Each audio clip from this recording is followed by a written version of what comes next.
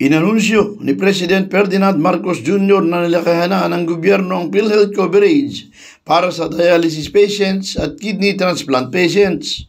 Ayon sa Pangulo, nung bumisita ito sa National Kidney and Transplant Institute, na ngayon ang sinasagot ng PhilHealth para sa dialysis ay 156 session mula sa dating 144 session at dati may binabayaran pa ang pasyente dahil may kulang pa. Ngayon umano ay hindi na dahil tinaasan mula sa dating 4,000 piso ngayon ay ginawang 6,350 na may kabuuang 990,000. Coverage of PhilHealth for dialysis patients and for kidney transplant patients has been increased. Sa kidney transplant naman noong 2024 ay 600,000. Ngayon ay ginawa ng hanggang 2.1 milyon. Magpapatupad na rin sa kauna-unahang pagkakataon ang benefit package para sa kidney transplant kasama ang medication at mga gamot. Isinama na rin ng mga kidney donor upang tiyakin na sila ay nasa magandang kondisyon. Before, nung nakaraan, ang sinasagot ng PhilHealth ay 144 sessions ng dialysis. Ngayon, ang sinasagot na ng PhilHealth is 156 sessions.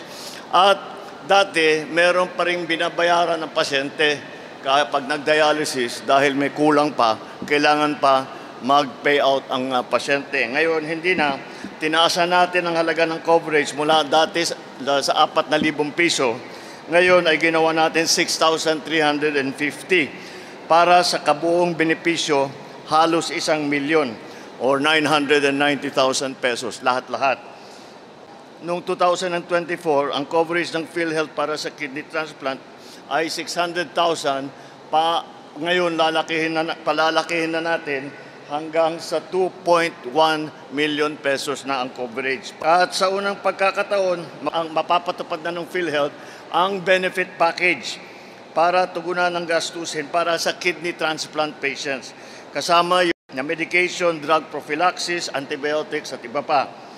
Meron din suporta para sa ating mga donor dahil sila din ay nauoperahan. Kaya kailangan din bantayan at tiyakin na sila ay nasa magandang kondisyon. Paglilinaw ng Pangulo, minarapat nilang taasan ng PhilHealth coverage ng mga kidney patient dahil ito ang pinakamaraming insidente ng sakit sa bansa. Ang pinakamataas talaga, one of the highest incidences of diseases in the Philippines is chronic kidney disease. So this is why we have responded in this way. Felix Tambongco, The Observer News.